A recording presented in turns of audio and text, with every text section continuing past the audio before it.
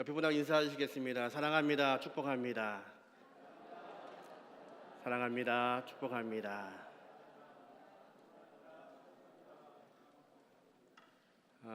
5월 8일이 어버이날이었습니다. 그리고 오늘은 어버이 주일로 우리가 함께 하나님께 예배하고 있습니다. 5월 8일 어버이날 선물들 많이 받으셨나요? 네, 예하시는 분도 계시고요. 어느 신문에 본 내용에 보니까 이번 어버이날 그런 기사를 봤습니다. 어버이날인데 부모님께 찾아갈 수 없는 그 자녀들의 마음, 취업 준비하느라고 힘들고 직장 못 구해서 죄송하고 결혼하지 못해서 죄송하고, 그래서 어버이날 찾아가지도 못하는 그 마음을 적어 놓은 글을 봤습니다. 또 반면에 사랑하는 자녀들이 참 어려운 생활 가운데, 환경 가운데 직장도 구하지 못하고 또 결혼도 포기하고 그런 시대에 있는 또 자녀들을 보는 또 부모의 마음이 또 아프지요. 그래서 어버이날은 참 기쁘고 감사하고 선물도 드리고 선물도 받고 그러면 좋겠는데 그러지 못한 게 또 우리의 현실이라고 쓴 글을 보았습니다.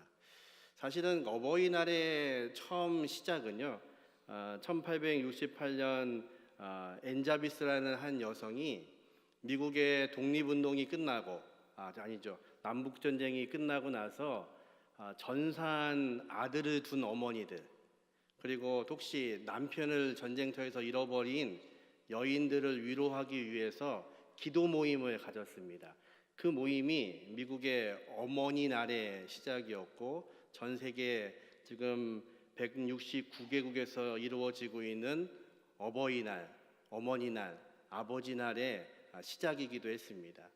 사실은 이 날의 시작은 그렇게 기쁘거나 감사한 게 아니라 상처받은 여인들, 아무에게도 호소할 수 없는 여인들, 아들을 먼저 전쟁터에서 잃어버린 어머니들의 그 마음, 그런 마음들을 위로하고 살피고 하나님의 은혜 가운데, 하나님의 자비하신 가운데 그들을 위로하기 위해서 시작됐던 모임이기도 합니다. 시편 118편의 저자는 그래서 그 하나님의 마음 앞에 이렇게 고백하는데 1절에 이렇게 고백합니다. 여호와께 감사하라. 그는 선하시며 그의 인자하심이 영원함이라. 하나님의 인자하심, 우리를 향하시는 하나님의 사랑, 하나님의 긍휼하심, 하나님의 감사, 하나님의 은혜가 영원하다는 것입니다. 사람의 사랑은 영원하지 않은 것 같습니다. 혹시 옆에 부부가 오신 분은 쳐다보지 마십시오. 저도 결혼하기 전에 결혼만 해주면 내 목숨도 다 바칠 것처럼 따라다녔습니다. 지금은요, 말씀드리지 않겠습니다. 사람의 사랑은 식어져 버립니다. 그리고 어느 때에는 사랑했던 마음이 징후가 되기도 합니다.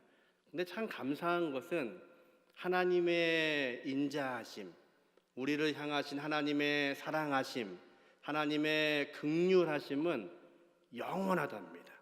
변하지 않는다고 말씀하십니다. 그것이 이 아침에 우리의 은혜입니다. 하나님은 변하지 않으십니다. 하나님은 동일하게 오늘도 우리를 사랑하시고 우리에게 은혜 베푸시기를 원하시고 긍휼의 마음으로 우리를 바라보고 계십니다. 그러기 어쩌면 이 시대의 어려움, 시대의 아픔 때문에 어버이날이 슬픈 날이 될지도 모르지만 여전히 감사한 것은 하나님께서 우리와 함께 하시고 그리고 여전히 같은 마음으로 우리에게 하나님의 사랑과 하나님의 긍휼하심을 베풀고 계시다는 것입니다. 1988년에 우리나라에 큰일이 하나 있었습니다. 기억하십니까? 1988년 서울 올림픽은 잘 모르겠고요. 제가 고등부 회장이 된 해입니다. 비웃으시는군요. 그때는 지금은 아무나 고등부 회장이 되는데요. 그때도 아무나 회장이 됐습니다. 제가 회장이 됐으니까요. 교회 다니는 거 참 좋아했습니다. 그래서 그때 그 해에 고등부 회장이 됐습니다. 고등부 회장이 되고 나서 첫 번째 한 게 그래도 회장이니까 말씀을 읽어야지. 그래서 창세기 1장부터 읽기 시작했습니다. 근데 12장에 저에게 주시는 말씀이 거기 하나가 있는 겁니다. 12장 2절에 이렇게 기록되어 있죠. 한번 같이 읽어볼까요? 내가 너로 큰 민족을 이루고 내게 복을 주어 내 이름을 창대하게 하리니 너는 복이 될지라. 아멘. 근데 그 구절 다 눈에 안 들어오고요. 가운데 부분만 들어왔습니다. 내 이름을 창대하게 하리니. 너무 좋아가지고요. 제가 안 하던 짓을 했습니다. 영어 성경도 한번 찾아봤습니다. 그랬더니 이렇게 되어 있습니다. I make your name great. 하나님이 내 이름을 크게 만드시겠다는 겁니다. 너무 좋아가지고요. 그거를 프린트를 해가지고 책상에 걸어놨습니다. 그리고 이렇게 외쳤습니다. 하나님, 내 이름이 창대케 되게 해주십시오. 제 이름이 크게 되게 해주십시오. 제가 고등부 회장 되고 열심히 섬기려고 하니까 하나님 복 좀 내려주십시오. 저는 별로 가진 게 없었습니다. 아버지가 5살 때 돌아가셨으니까 아버지 얼굴을 잘 모릅니다. 그리고 교회 열심히 다녔는데 저희 어머님은 교회 안 다니셨습니다. 그때. 그래서 오늘 성가대도 찬양했지만 찬송가 579장에 아침 저녁 읽으시던 어머님의 성경책, 저는 잘 모릅니다. 제가 이 글을 쓴다면 이런 거죠. 아침 저녁 읽던 내 성경책을 던지신 어머님은 제가 기억합니다. 교회 갔다가 늦게 온다고, 공부 안 하고 교회 간다고, 교회 가면 밥 주냐고. 제가 조그맣게 얘기했어요. 교회 가면 밥은 주는데.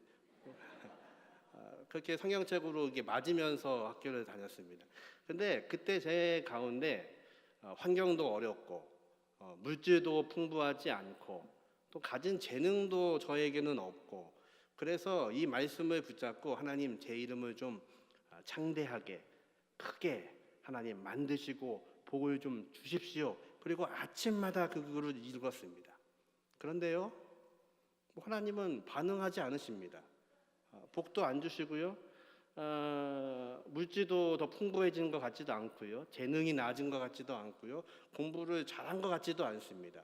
항상 세상의 중심이 되라고 하셨던 저희 은사님의 말씀대로 항상 중심이 되려고 노력을 했죠. 그래서 좌로나 우로나 치우치지 않고 성적의 가장 가운데를 유지할 수 있도록 노력했던 것 같습니다.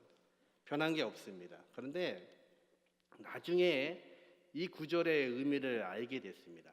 다시 한번 읽어볼까요? 제가 끊어 읽었던 가운데 말고 앞뒤를 한번 다시 한번 12장 2절 같이 읽죠. 내가 너로 큰 민족을 이루고 내게 복을 주어 내 이름을 창대하게 하리니 너는 복이 될지라. 아멘. 옛날 성경에는 너는 복의 근원이 될지라 이렇게 기록했습니다. 하나님이 원하시는 것은 우리의 환경이 변하는 거 아닙니다. 우리의 여건이 변하는 거 아닙니다. 우리가 갑자기 부자가 되는 거 아닙니다. 내가 아주 약했다가 너무 건강해지는 거, 그거 성경은 복이라고 말씀하지 않습니다. 하나님이 말씀하시는 복은 저와 여러분 안에 예수 그리스도께서 나를 구원하신 구주로 오셨다는 것입니다. 그 이상의 복은 우리에게 없습니다. 그리고 그 복을 얻은 사람들이 복으로 사는 겁니다.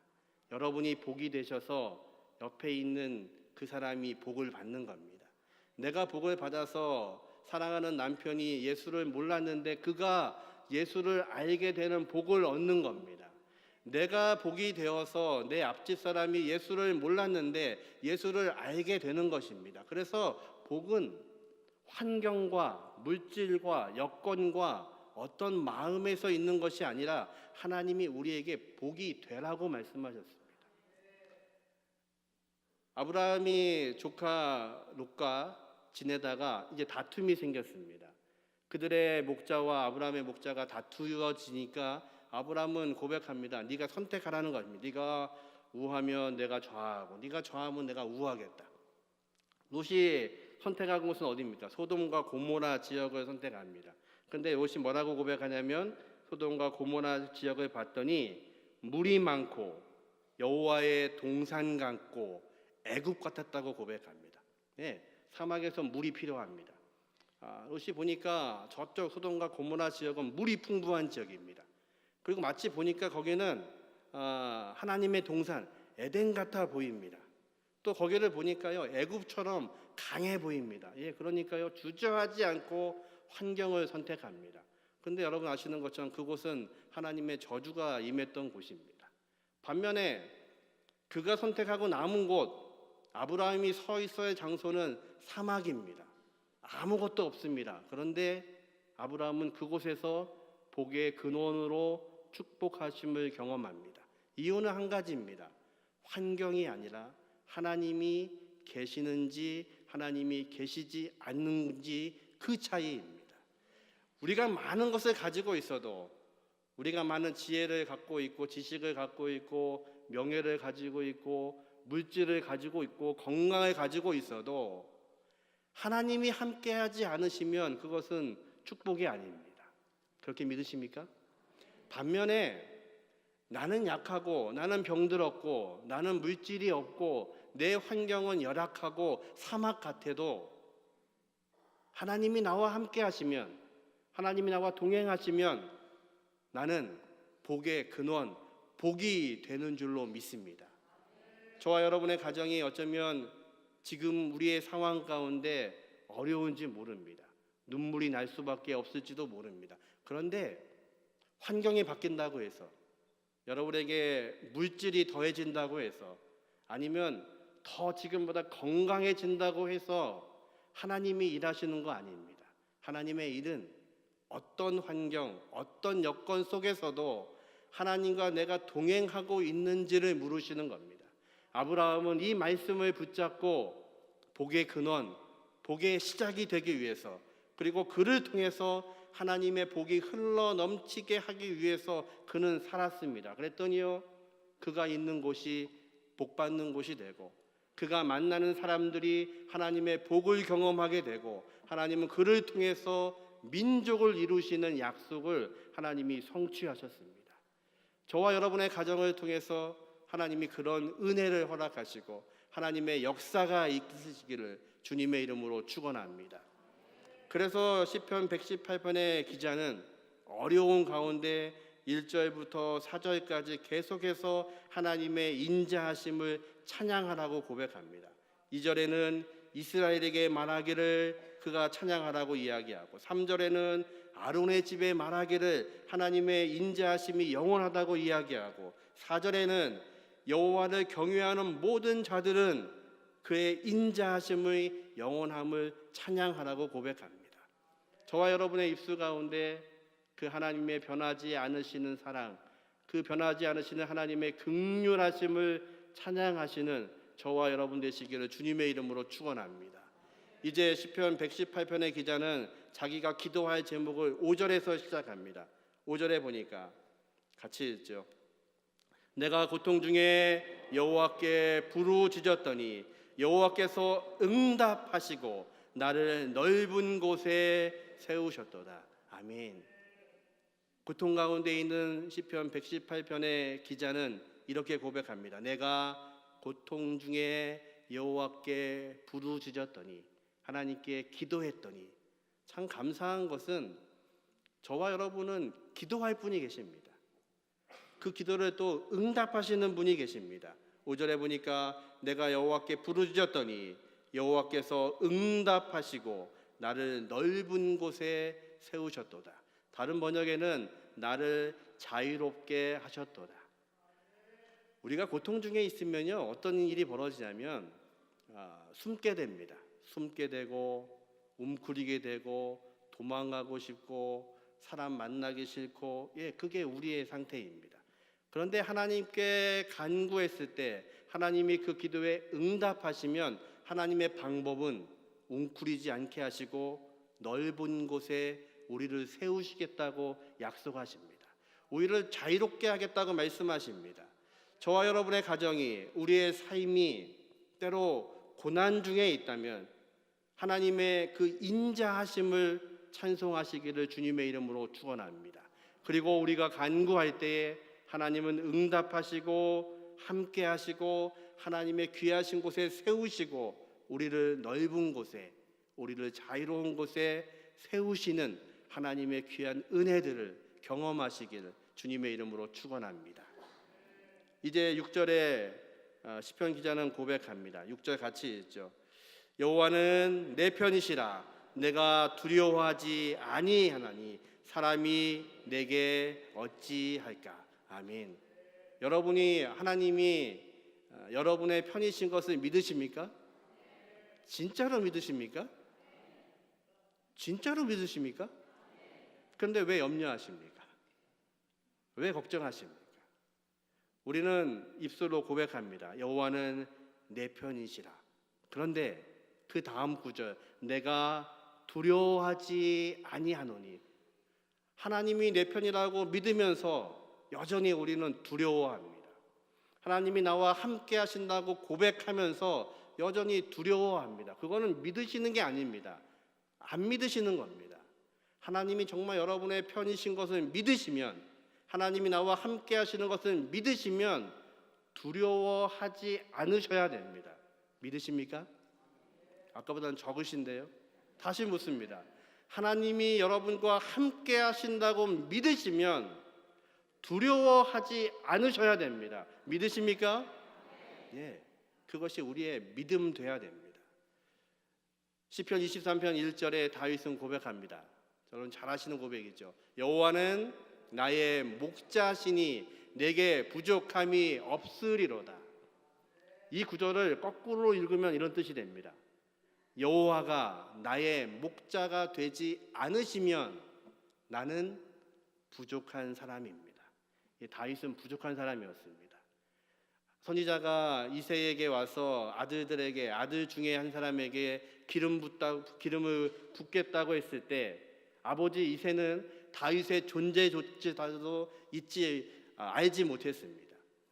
그래서 양치고 있는 그 막내 아들 다윗, 가장 약한 아들 그 다윗 기억하지도 못했습니다. 예, 다윗은요 이새의 가정에서도 가장 작은 아들이었습니다. 볼품없는 아들이었습니다. 그래서 형들 대신에 밖에서 양을 치던 목동이었습니다. 그런데 하나님이 그를 사용하십니다. 골리앗과의 싸움도 그렇습니다. 그가 형들 도시락을 가지고 그 진영에 왔는데 이방의 장수였던 골리앗이 여호와의 이름을 모욕합니다.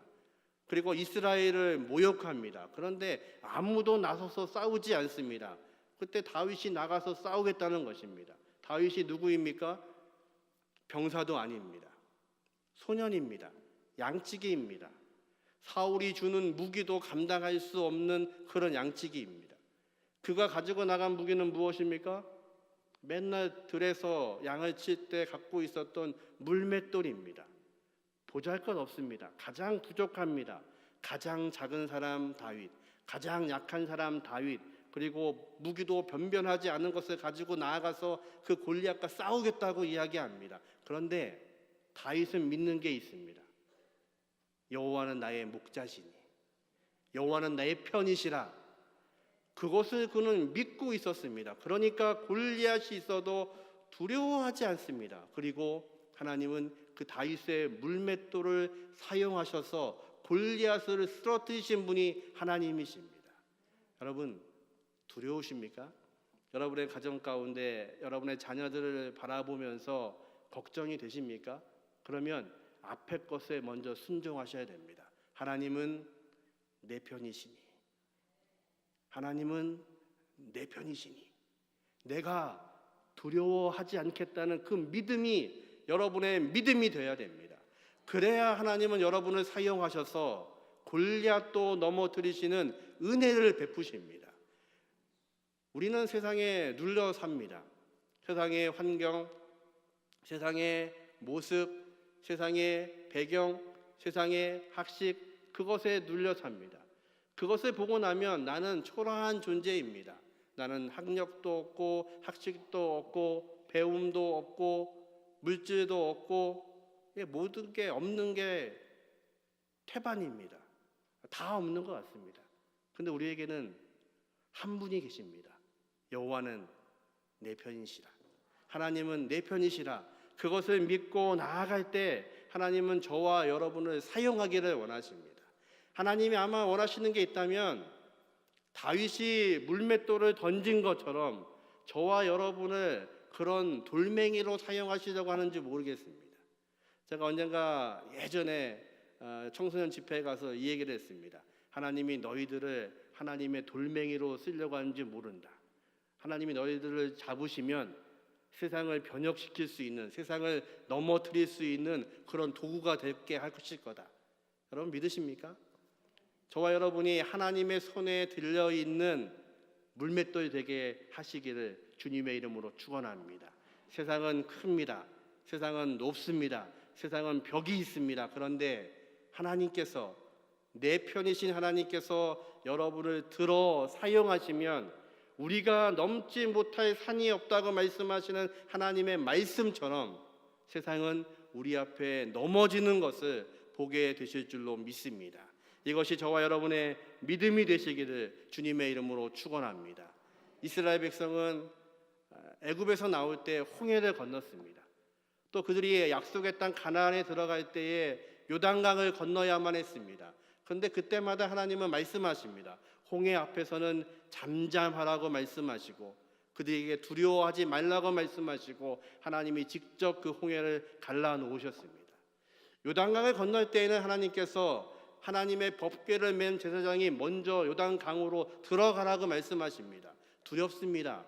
물이 범람하고 있습니다. 그런데 하나님의 명령에 순종해서 하나님의 백성은 그대로 순종하는 겁니다. 그럴 때에 홍해는 갈라지고 요단강은 갈라지는 것을 믿으시기 바랍니다. 저와 여러분의 인생 가운데, 우리의 가정 가운데, 우리의 자녀들 가운데, 우리의 부모님들 가운데 아픔과 어려움과 눈물이 있다면 믿으십시오. 하나님은 내 편이십니다. 그리고 내 편이신 하나님을 믿고 있다면 두려워하지 마시고 염려하지 마시고 그 요단강을 향해서 발을 담그시는 믿음이 있기를 주님의 이름으로 축원합니다.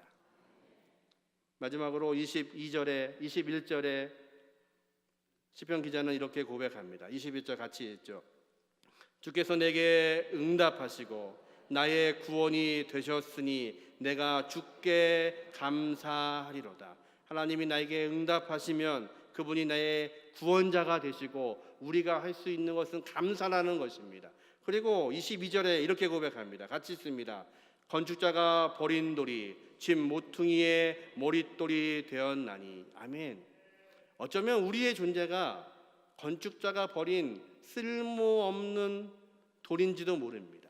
그런데 하나님은 그런 우리 같은 존재를 하나님께서 세우셔서 머릿돌, 집을 지을 때 가장 중요한 돌로 만드시고 기름 부으시는 것이 하나님의 계획이신 것을 믿으시기 바랍니다. 이 구절은 바로 예수님에 대한 구절입니다.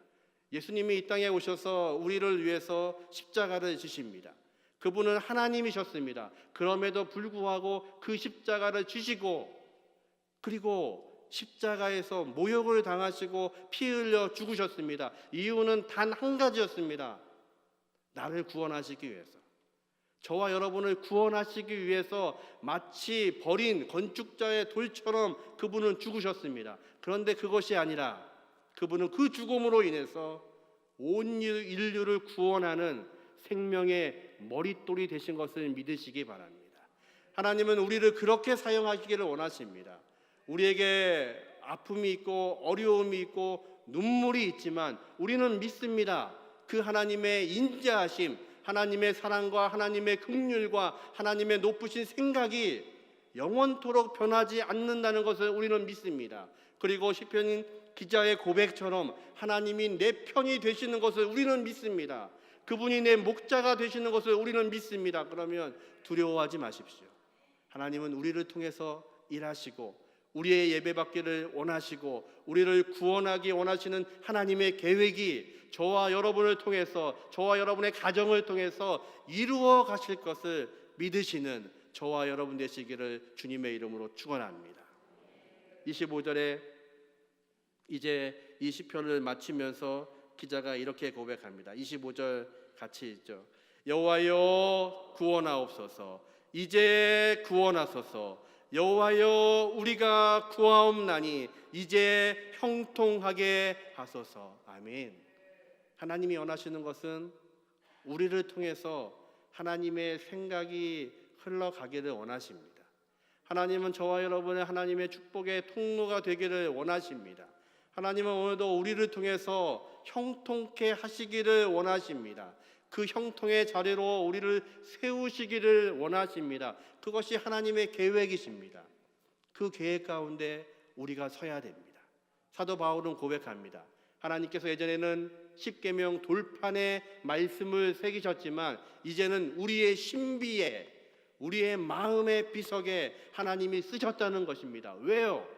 우리를 통해서 축복의 통로가 되기를 원하시고, 우리를 통해서 하나님의 생각이 전해지기를 원하시고, 우리를 통해서 하나님의 뜻과 하나님의 나라가 임하기를 원하시기에 하나님께서는 이제는 돌판에 새기지 않으시고 우리의 마음밭에, 여러분의 마음에 하나님의 생각을 새겨 놓으셨습니다.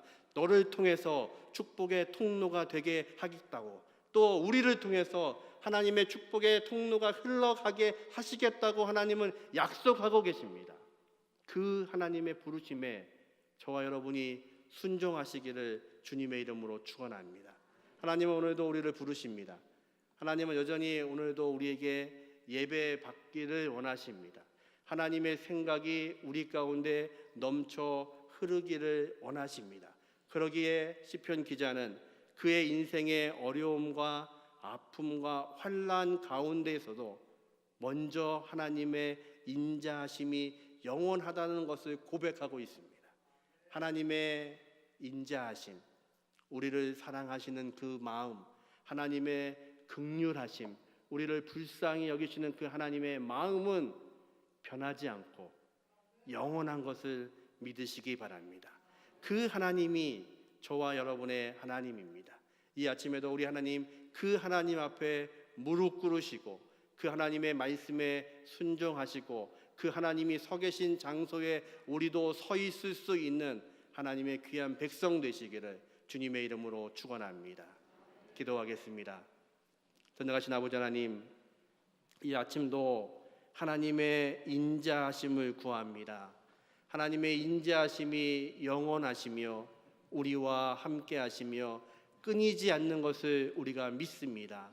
아버지 하나님, 가정의 달 5월에 우리의 가정 가운데, 우리의 자녀 가운데, 우리의 부모님 가운데, 우리의 기도의 제목들 가운데 눈물이 있고 고통이 있고 아픔이 있다면 이제 시편 기자의 고백처럼 하나님은 내 편이심을 알게 하시고 두려워하거나 염려하지 않게 하시고, 하나님은 우리를 광활한 곳, 넓은 곳에 세우시는 분인 것을 믿게 하시고 우리가 고통 중에서도 간구할 수 있는, 기도할 수 있는 믿음을 더하여 주옵소서. 이제 하나님 말씀하신 것처럼 우리를 통해서 형통케 하시는 아버지 하나님, 우리가 구하옵나니 우리를 이제 형통케 하여 주시옵소서.